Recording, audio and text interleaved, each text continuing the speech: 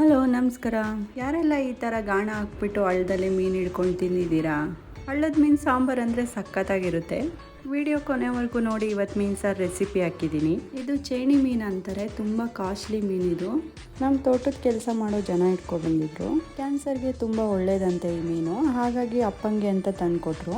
ಈ ಮೀನು ಕ್ಲೀನ್ ಮಾಡಬೇಕಾದ್ರೆ ಫುಲ್ ಬ್ಲಡ್ ಬರ್ತಿತ್ತು, ಹಾಗೆ ಜಾರಾಡ್ತಿತ್ತು. ಜನ ಹತ್ರನೇ ಕೊಟ್ವಿ ಕ್ಲೀನ್ ಮಾಡೋಕ್ಕೆ. ಅವರು ಬೂದಿನ ಹಾಕ್ಬಿಟ್ಟು ಅದನ್ನು ಇಟ್ಕೊಂಡು ಫಸ್ಟ್ ಎಲ್ಲ ಕಟ್ ಮಾಡಿಕೊಂಡ್ರು.